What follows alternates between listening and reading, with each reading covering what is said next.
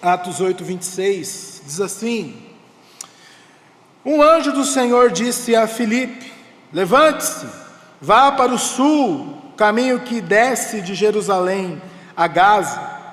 Este se acha deserto. Filipe se levantou e foi. Havia um etíope, eunuco, alto oficial de Candace, rainha dos etíopes, o qual era superintendente de todo o seu tesouro. Ele tinha vindo adorar em Jerusalém, estava regressando ao seu país, e assentado na sua carruagem, vinha lendo o profeta Isaías. Então o Espírito disse a Filipe: aproxime-se dessa carruagem e acompanha. Correndo para lá, Filipe ouviu que o homem estava lendo o profeta Isaías. Então perguntou: o senhor entende o que está lendo? Ele respondeu: como poderei entender se ninguém me explicar? E convidou Filipe a subir e sentar-se ao seu lado. Ora, a passagem da escritura que ele estava lendo era esta: foi levado como ovelha ao matadouro, como um cordeiro mudo diante do seu tosqueador. Ele não abriu a boca. Na sua humilhação lhe negaram justiça. Quem poderá falar da sua descendência? Porque a vida dele é tirada da terra. Então o eunuco disse a Filipe: peço que você me explique a quem se refere o profeta. Fala de si mesmo ou de outra pessoa? Então Filipe explicou, começando com esta passagem da Escritura. Anunciou-lhe a mensagem de Jesus. Seguindo pelo caminho, chegaram a certo lugar onde havia água. Então o eunuco disse: eis aqui água, o que impede que eu seja batizado? Filipe respondeu: é lícito, se você crê de todo o coração. Então ele disse: creio que Jesus Cristo é o Filho de Deus. Então mandou parar a carruagem, ambos desceram a água. Filipe batizou o eunuco. Quando saíram da água, o Espírito do Senhor arrebatou Filipe, e o eunuco não o viu mais. E este foi seguindo o seu caminho, cheio de alegria. Mas Filipe foi visto outra vez em Azoto, e seguindo viagem, evangelizava todas as cidades, até chegar a Cesareia. Amém. Louvado seja Deus pela sua palavra. Estamos aqui na continuação do Evangelho de Lucas. Atos foi escrito pelo evangelista Lucas e é a continuação da história de Jesus. No Evangelho nós temos a vida, a obra, os ensinos do Mestre, a sua morte, sua paixão e a sua ressurreição. Em Atos dos Apóstolos nós temos os primeiros passos da igreja de Cristo e o Evangelho sendo levado desde Jerusalém, Samaria, Judeia e até os confins da terra. E nesse segundo volume, podemos dizer, Atos dos Apóstolos, nós temos uma mensagem não apenas para os judeus, não apenas para uma etnia, para um grupo, mas para todos os povos. A mensagem de que Cristo é o Salvador de todos aqueles que creem. O Evangelho começa na terra dos judeus, em Jerusalém, mas no final de Atos está na capital do império, está em Roma. Uma mensagem universal, uma mensagem para todos os povos, que Jesus é o Senhor, que Jesus é o suficiente Salvador. Esta é a mensagem deste livro. E basicamente, o evangelista Lucas, ele divide em duas partes este texto. Até o capítulo 12, nós temos a história voltada para o ministério de Pedro em Jerusalém e em Samaria, os principais acontecimentos sob a perspectiva de Pedro. A partir do capítulo 13, nós temos o apóstolo Paulo e as suas viagens missionárias, o evangelho saindo das terras conhecidas ali nos evangelhos e indo até os confins da terra. Se nós entendermos, né, que Roma já era considerada os confins da terra. E é interessante que, por mais que esse livro ele é dividido nessas duas partes, entre Pedro e Paulo, mas também há espaço para outros servos, como Estevão, o homem que foi martirizado, primeiro mártir aqui neste livro, também Barnabé. Há espaço para Tiago, o líder da igreja em Jerusalém, e há espaço também para o diácono Filipe, este homem que faz parte dessa história tão bonita aqui em Atos capítulo 8. Primeira aparição de Filipe está em Atos capítulo 6, na instituição dos diáconos ali em Jerusalém. O trabalho havia sido multiplicado, os apóstolos estavam sobrecarregados porque muitas conversões haviam acontecido, e ele diz: olha, nós precisamos de auxiliares. E aí então surge o ministério da diaconia, homens cheios do Espírito Santo e de sabedoria, para servir o Senhor, para servirem as mesas. E Filipe está ali, né, junto com esses homens, e o texto nos diz, enquanto os apóstolos, eles, versículo 4, Atos 6, 4, se consagravam ao ministério da oração e da palavra, aqueles homens iriam cuidar dos necessitados da igreja. Depois do capítulo 7, nós temos o martírio de Estevão, este que era um dos diáconos, um dos 7.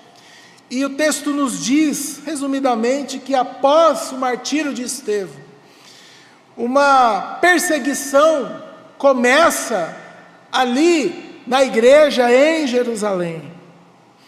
E o pano de fundo do texto dessa noite é essa perseguição, onde os discípulos, onde a igreja foi espalhada por conta dessa perseguição, menos os apóstolos ficaram em Jerusalém, mas todo o restante da igreja foi pelo caminho, anunciando a Jesus Cristo, cumprindo o ID. E é interessante, capítulo 8, comecinho do capítulo, nós temos a aparição de um tal de Saulo, que consentiu na morte de Estevão. E Atos 8:3 nos fala que Saulo queria destruir a igreja, indo de casa em casa, arrastava homens e mulheres, lançando-os na prisão. Depois nós sabemos o que acontece, né, com esse grande missionário, grande homem de Deus. Mas Filipe, voltando para o texto, foi para Samaria. Este homem cheio do Espírito Santo, cheio de sabedoria, cheio de fé, estava desenvolvendo um ministério fantástico, um ministério maravilhoso, em meio aos gentios. A partir do versículo 4 nos diz que ele era um homem que pregava a palavra, fazia sinais, curava, expulsava demônios. Multidões estavam diante do evangelho, diante da pregação de Filipe, até que um momento, versículo 26, um anjo do Senhor disse a Filipe: olha, levante-se e vá para o deserto, vai para uma estrada deserta, lá no sul, ninguém passa por lá. Ele é tirado de um lugar onde multidões estavam ali recebendo o evangelho, para ir para um lugar deserto, para ir para um lugar onde não passavam pessoas. Não havia multidões no deserto, não havia holofotes no deserto, não havia naquela estrada que não passava ninguém, não havia tanto ibope, mas Deus fez isso, tirou aquele homem de um grande centro onde as coisas estavam acontecendo e levou ele para um caminho deserto. Não havia pessoas lá, multidões, entre outras coisas, mas havia uma alma ávida pelo Evangelho. O versículo 27 mostra que havia ali um etíope, um eunuco, um homem que desejava receber o Evangelho. E, sem mais delongas, Filipe, como um servo de Deus, ele não questionou, ele não pensou muito, e ele obedeceu. Versículo 27, Filipe se levantou e foi. Havia um etíope eunuco, alto oficial de Candace, rainha dos etíopes, o qual era superintendente de todo o seu tesouro. Quem era esse homem? Quem era esse etíope? Há um trava-língua aí, né? Etíope eunuco etíope.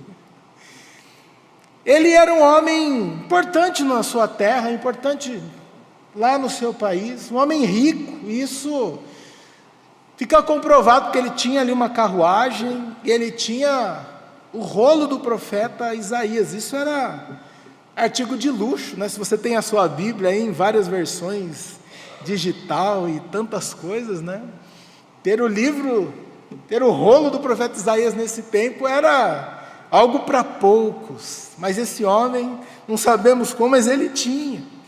Um homem que tinha ido adorar a Deus em Jerusalém, estava voltando, mas era uma pessoa que, antes de mais nada, era conhecida pela sua condição, um homem emasculado, um homem castrado, e a literatura nos diz que ou ele foi castrado por castigo, ou ele foi castrado para não ser um problema, uma ameaça à corte.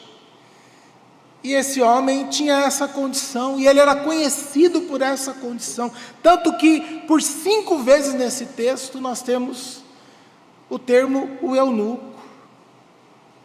E por mais que ele fosse talvez rico, talvez uma pessoa financeiramente bem resolvida, mas era certo que esse homem sofria preconceito, sofria zombarias, não podia constituir família, talvez até um jeito efeminado, tinha ali as suas peculiaridades por conta desta castração. Homem que vivia à margem. Se você olhar para a lei de Moisés, Deuteronômio 23, versículo 1, dizia que aqueles que tinham os eunucos, os castrados, eles não poderiam entrar no templo para adorar o Senhor. Então, esse homem tinha inúmeras barreiras, até mesmo para ser um prosélito, ele tinha dificuldades. Talvez um semi-prosélito, alguém que creu, mas ficava à margem. Tinha os seus problemas, tinha a sua condição, mas esse homem saiu da sua terra, talvez ali quase 3.000 quilômetros, pelo Google lá, 2.800 quilômetros, nem eu acreditei, falei, meu Deus, que distância, um homem com todas as suas particularidades, mas que tinha o desejo de conhecer a Deus. Meus irmãos, aqui em Atos dos Apóstolos, nós temos um tempo de transição, porque no Antigo Testamento, todos aqueles que estavam na dispersão vinham para Jerusalém para oferecerem sacrifícios, vinham pelo menos uma vez por ano para oferecerem ali a sua adoração a Deus. Isso era dispendioso, isso tinha todos os problemas para fazer isso. Mas em Atos dos Apóstolos nós vemos um movimento contrário. O Senhor Jesus diz: ide, vão por todo o mundo. E aqui nós temos esse encontro. Ao mesmo tempo que esse homem está voltando para a sua terra, porque ele foi a Jerusalém para adorar o Senhor, nós temos Filipe, que está obedecendo o ide. Um que estava voltando da adoração, outro que estava levando o Evangelho. E Filipe, guiado pelo Espírito Santo, versículo 29, o Espírito Santo diz ao coração desse diácono, desse missionário: aproxime-se desta carruagem. E tudo indica que aquele etíope estava lendo em voz alta, porque ele ouve, ele começa a acompanhar aquela comitiva, ele ouve aquilo que ele está lendo, então faz a pergunta no versículo 30, o senhor entende o que está lendo? Ele é arrojado, ele chega e já faz uma pergunta para aquele homem. Versículo 31, ele respondeu: como poderei entender se ninguém me explicar? Louvado seja Deus, que resposta tremenda, que oportunidade que Filipe estava tendo. Aquele eunuco estava lendo o livro certo, no lugar certo, e agora na companhia certa. Uma grande oportunidade em meio àquele deserto, em meio àquela estrada deserta. A viagem iria continuar, mas não apenas a viagem por aquela estrada, mas uma viagem na palavra de Deus. Ele iria proporcionar para aquele homem. Que oportunidade! Na vida nós temos algumas oportunidades. Eu me lembro, meditando nesse texto, ainda no colegial, querendo falar de Jesus para os meus colegas, querendo convidá-los para a igreja, e eu me lembro de um deles, e nós conversando, e ele disse assim: olha, Tiago, para mim o inferno é aqui. Falei: opa, há um gancho aí para eu pregar o evangelho. E a partir desse conceito, provavelmente você já deve ter ouvido muitas pessoas falarem isso: olha, o inferno é aqui. Aí eu pude falar para ele: olha, por mais que seja difícil a nossa realidade, existe uma eternidade longe de Deus, longe de Cristo. E eu me lembro que no outro domingo, esse jovem foi à igreja, ele aceitou a Cristo. Meses depois foi batizado, recebido como membro. Isso causou muita alegria ao meu coração. Além de sermos amigos, irmãos em Cristo Jesus. Mas o destaque no texto também para a expertise de Filipe. Ele pergunta: olha, você está entendendo o que você está lendo? Como que alguém pode me explicar? Eu não entendo, alguém pode me explicar isso daqui? Filipe foi convidado para entrar. Entenda, uma estrada deserta, muitos perigos, ladrões, mas o evangelho, o conhecimento sobre Deus, une esses dois homens, meus irmãos. E a passagem que ele estava lendo, Isaías 53, versículos 7 e 8, foi levado como ovelha ao matadouro, como um cordeiro mudo diante do seu tosqueador, ele não abriu a boca. Na sua humilhação lhe negaram justiça. Quem poderá falar da sua descendência? Porque a vida dele é tirada da terra. E talvez o coração de Filipe ali se aqueceu, porque ele sabia do que o texto estava falando. Aquele homem estava lendo o livro certo, no lugar certo, e agora com a companhia certa. Aquele eunuco se interessava por Deus, pela palavra de Deus, e o Senhor envia um homem ali, um intérprete, para explicar a palavra. Olha a pergunta dele: olha, me explique, a quem se refere o profeta? Fala de si mesmo ou de outra pessoa? Comecinho do 35, então Filipe explicou. Pode parecer uma leitura rápida, passa isso daqui batido, mas era tudo aquilo que esse homem necessitava, uma explicação clara da obra de Cristo, uma explicação a respeito daquilo que Cristo fez por nós. E se você puder abrir a sua Bíblia lá em Isaías 35, o texto de Atos diz que, começando por essa palavra, começando por Isaías 53, se você vê aí os versículos 7 e 8, é o mesmo texto lá de Atos, mas Filipe era um homem que estudava a palavra, né? Conhecia o profeta Isaías, e ele, começando por essa palavra, ele citou outros versículos, talvez o começo do capítulo 53, a partir do versículo 1. Quem creu em nossa pregação, a quem foi revelado o braço do Senhor, porque foi subindo como um renovo diante dele, e como raiz de uma terra seca. Não tinha boa aparência, nem formosura. Olhamos para ele, mas não havia nenhuma beleza que nos agradasse. Era desprezado, mas rejeitado entre os homens. Homem de dores, sabe o que é padecer. E como de quem os homens escondem o rosto, era desprezado, e dele não fizemos caso. Certamente ele tomou sobre si as nossas enfermidades, as nossas dores levou sobre si, e nós o considerávamos como aflito, ferido de Deus e oprimido.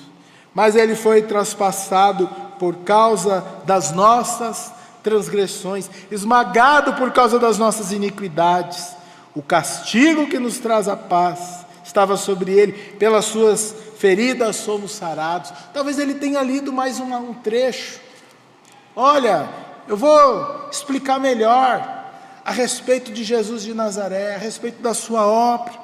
Talvez ele tenha ido para o capítulo 61, dizendo: o Espírito do Senhor Deus está sobre mim, porque o Senhor me ungiu para pregar boas novas aos pobres, enviou-me a curar os quebrantados de coração, a proclamar libertação aos cativos, pôr em liberdade os algemados, a pregoar o ano aceitável do Senhor.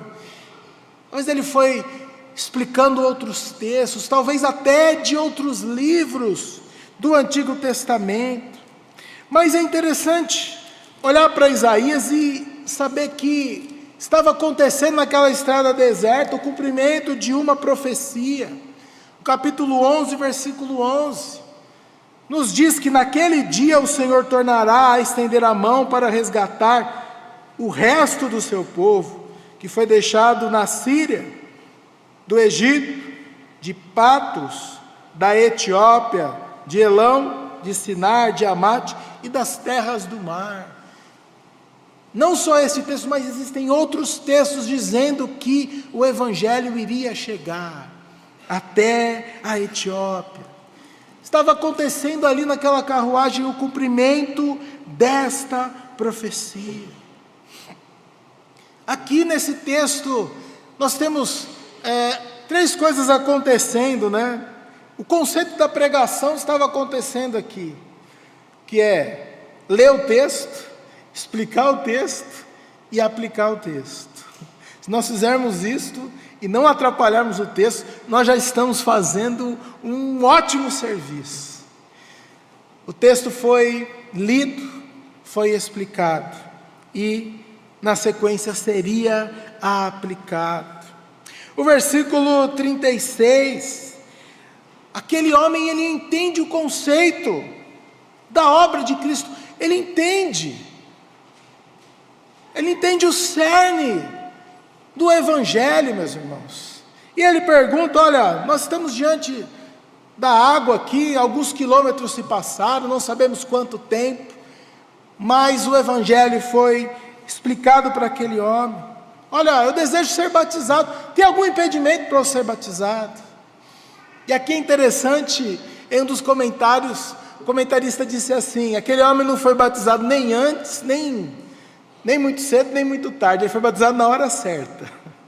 Não foi batizado alguém que não cria, não foi batizado alguém que não entendeu o Evangelho, pelo contrário, alguém que misteriosamente, de maneira soberana, estava diante de uma explicação clara do Evangelho e diz: sim, eu quero esse Jesus, eu quero esse batismo, eu quero esse sinal, eu quero esse selo para a minha vida.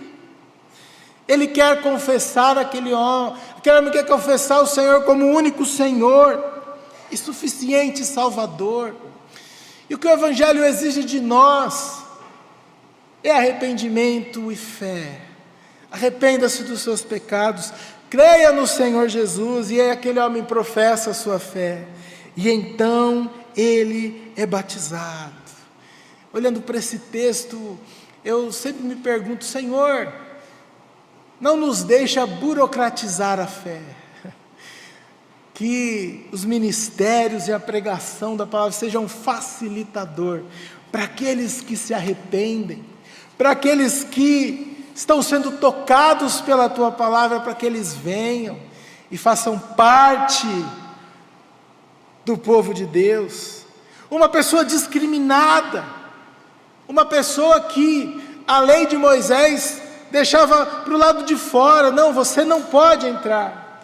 Mas o Evangelho trazia para dentro: não, aqui você não vai mais ser tratado pela sua condição, aqui você não vai ter restrições, mas você se tornará um irmão, você será como cada um de nós. A palavra de Isaías 11:11 estava sendo cumprida, nações iriam receber o Evangelho.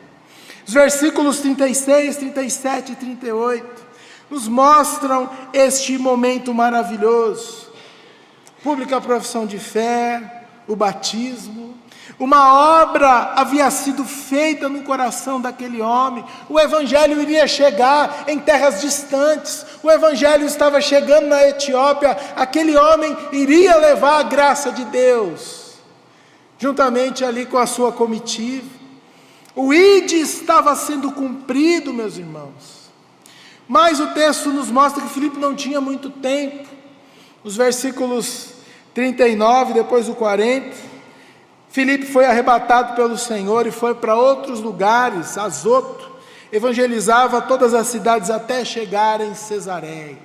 Esse homem continuou a sua caminhada, esse homem continuou o seu ministério, mas aquele eunuco, seguindo o seu caminho, versículo 39, cheio de alegria: agora eu entendo, agora eu sei do que o profeta ele está falando. Agora não era apenas o eunuco, o etíope, alto oficial da rainha lá da Etiópia, agora era um salvo em Jesus Cristo. Isso que o Evangelho faz é tremendo, é maravilhoso. Pessoas com as suas particularidades, com os seus dramas, com as suas condições, são inseridas no povo de Deus, são inseridas em meio ao povo salvo, ao povo remido pelo sangue de Jesus Cristo. Louvado seja o nosso Senhor. Meus irmãos, rapidamente, os ensinamentos deste texto. Gostaria que você, de todo o coração, aceitasse os desafios que esse texto nos proporciona. Em primeiro lugar, o primeiro desafio é a prontidão para obedecer a Deus. Filipe nos ensina isso, ainda que breves versículos falando a respeito disso, mas nós temos um homem que deixou um lugar onde sinais, onde maravilhas, onde milagres estavam acontecendo, curas, libertação. Os holofotes estavam sobre ele, todos diziam: olha, vocês viram o que está acontecendo em Samaria? Filipe está fazendo um ministério excepcional. Mas, de repente, Deus, na sua soberana vontade, diz: olha, agora você vai lá para uma estrada deserta. É interessante, né, que o anjo do Senhor disse a Filipe. E se Deus tivesse falado: olha, anjo, deixa Filipe lá e vai você pregar lá para o eunuco, acho que teria sido, né? O anjo pregando deve ser algo assim extraordinário, melhor do que qualquer pregador de todos os tempos. Mas esse não é o serviço dos anjos. Com certeza eles desejam isso ardentemente. Mas aquele mensageiro disse para o outro mensageiro: olha, você vai lá pregar o Evangelho naquela região deserta, ninguém passa por lá. Filipe é enviado para aquele lugar, um caminho deserto. E este caminho deserto, igreja, é um caminho de missões, um caminho que poucos vão, um caminho que é ilógico, um caminho que é insensato.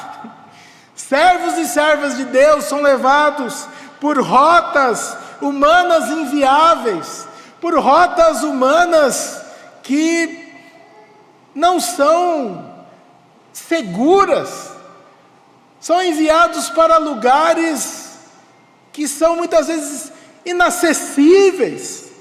Mas o caminho da vontade de Deus é assim.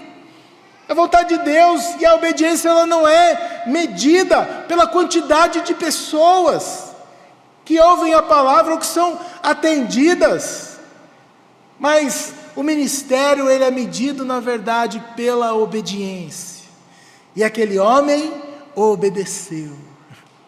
Algumas reuniões de pastores, e a gente vai e conversa com os irmãos, e é pastor para lá, paz do Senhor para cá, e a primeira ou a segunda pergunta muitas vezes é: olha, tudo bem, como é que o senhor está?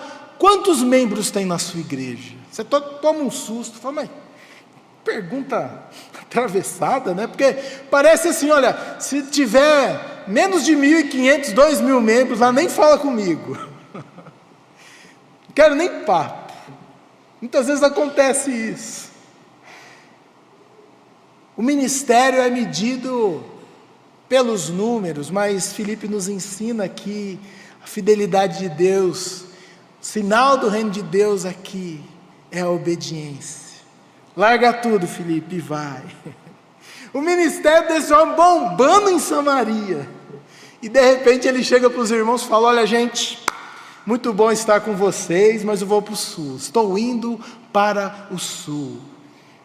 Os irmãos da igreja lá de Samaria: mas você está louco? O que você vai fazer lá?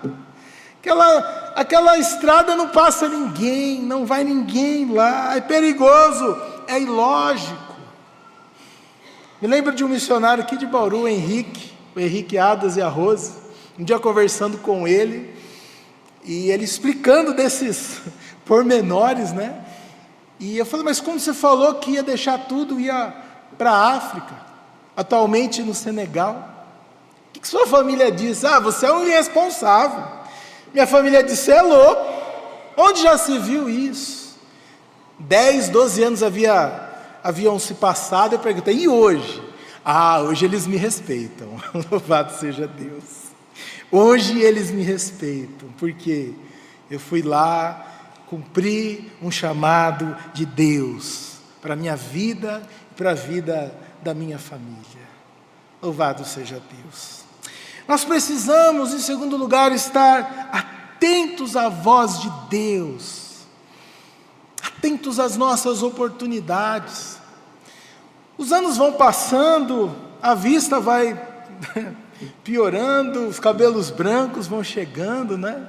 Mas a gente vai, pelo menos comigo, a gente vai meditando numa coisa: o que de fato é mais importante na nossa vida?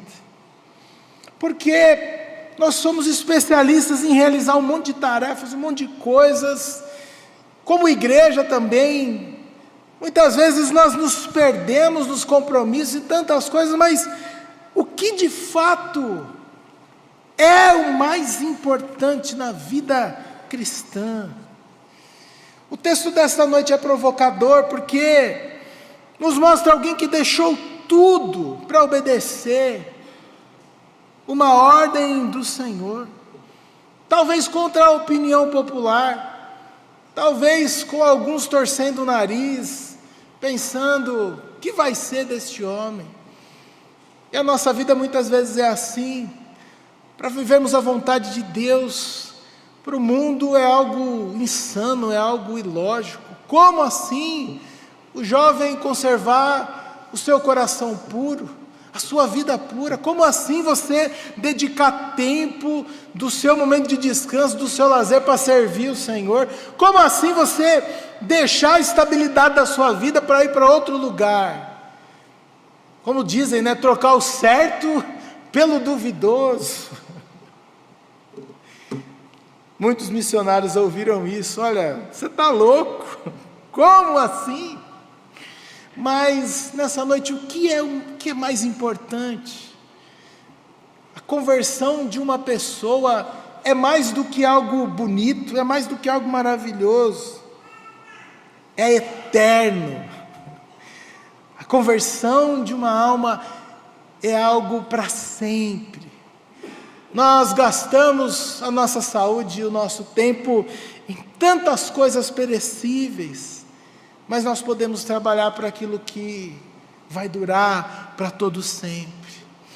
E é interessante, estudando esse texto, olhando para o que é o mais importante, lendo alguns comentaristas, quando chega na parte do batismo, cada um puxa para o seu lado. Olha, o texto está dizendo aqui, os da imersão, né?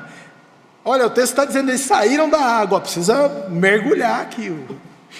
Aí os da aspersão, não, olha, não está dizendo nada aqui. As pinturas lá do século III, do século V, mostra esses homens na água, e Filipe jogando água, como nós fazemos, né? E mergulha, e joga água, e mergulha. E eu pergunto, mas qual que é a intenção de Lucas aqui? Estava tão preocupado com a forma do batismo, se é muita água, se é pouca água, se joga água, se afunda na água. Mas eu creio que a intenção desse homem aqui, do evangelista Lucas, era dizer que discípulos estavam sendo feitos para a glória de Deus. A igreja estava ouvindo a voz do Senhor, saindo da sua comodidade, saindo do seu lugar comum, e levando o evangelho, cumprindo a grande comissão: ide por todo o mundo, pregar o evangelho a toda criatura, ensinando todas as coisas que eu vos tenho dito, e batizando esses discípulos em nome do Pai, do Filho e do Espírito Santo. Nós podemos ficar discutindo aqui tantas coisas periféricas até a volta de Cristo. Eu costumo dizer que se nós só olharmos para os nossos problemas, nós já temos coisa para fazer até Cristo voltar. Mas o grande desafio, igreja, preste atenção nisso, além dos nossos dilemas, além das nossas limitações, além dos nossos dramas, nós estarmos atentos para a voz do Senhor. Vão, preguem, testemunhem a toda a criatura. Em terceiro lugar, e por último, quais são os nossos obstáculos para obedecer a Deus? Quais são as nossas desculpas? O texto dessa noite, um homem que ouviu a voz de Deus: olha, você precisa em tal lugar pregar o evangelho, deixa tudo. Mas Senhor, isso e aquilo. Filipe, eu sou soberano sobre a sua vida, sobre o seu ministério. A minha vontade é que você vá naquela localidade deserta. Para a gente entender essas coisas é difícil, né? A gente entender a lógica de Deus é difícil. Certa vez contratei um pedreiro lá em casa, lá em Pirajuí, e ele começou lá o trabalho, colocou o seu radinho lá, e só louvor e adoração, e ele cantando, e adoração e louvor. Eu fui conversar, crente, né? E aí fui conversar com ele, numa igreja pentecostal, feliz da vida lá, estava fazendo o seminário lá da sua denominação, e ele falou: pastor, preciso contar meu testemunho para você. Eu era usuário de droga e traficante, e eu estava lá na boca, armado, sujeito de alta periculosidade, armado, vendendo, usando droga. Mas, pastor, a minha mãe me deu um conselho, falou: filho, independente de onde você for, leia o Evangelho de João. E ficou aquilo na cabeça: leia o Evangelho de João. E lá naquele lugar, em meio de entorpecente, em meio àquela situação terrível, aquele homem com a Bíblia dos Gideões, né? Quantas histórias, né, de salvação essa Bíblia não trouxe. E ele lia o Evangelho de João, porque sua mãe tinha mandado. E talvez ele tenha passado pelo capítulo 1, né, versículo 11.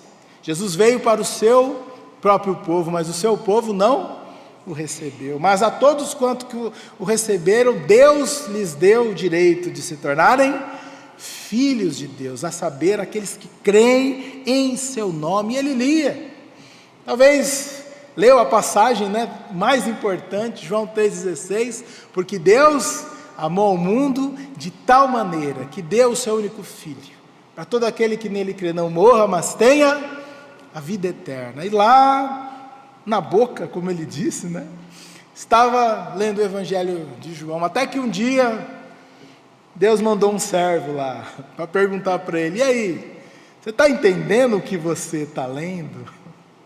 Aquele homem foi resgatado, estava liberto, estava vivendo a sua vida para a glória de Deus. Estamos cercados de pessoas como este eunuco, com seus dilemas, com suas particularidades, mas homens e mulheres que estão interessados no Evangelho, homens e mulheres que lá no fundo do seu coração, se nós ouvirmos a voz do Senhor e nós nos achegarmos até eles, e compartilharmos o pouco ou muito que nós sabemos. Talvez você diga assim: pastor, meu obstáculo é que eu sei pouco.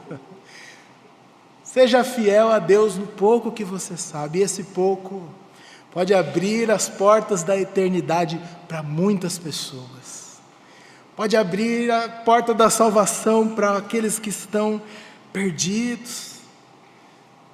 Olha o esforço desse eunuco, andando tantos quilômetros, mais de 2.000, 3.000 quilômetros para ir para Jerusalém. Ele se interessou pelo Evangelho e Deus se interessou nele. Olha, Felipe, vai lá que tem uma alma, tem alguém que está pronto, o fruto está ali pronto, maduro, é só ir lá e colher, para a honra e para a glória do meu nome.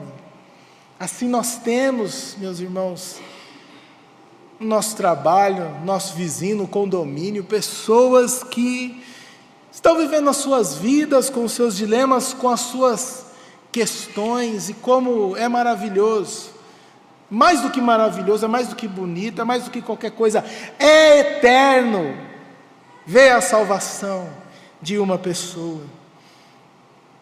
Mas ainda faltava o Evangelho naquele coração, ainda falta uma explicação clara, para que essa pessoa entenda a obra de Cristo, para que essa pessoa, ela se dobre ao senhorio de Cristo, para que essa pessoa viva para a glória de Deus. Falta alguém que explique. Somos nós, meus irmãos, em meio às nossas limitações e os nossos dramas também, podemos levar pessoas a Cristo. Cabe a cada um de nós nos esforçarmos também em ler, em aprender.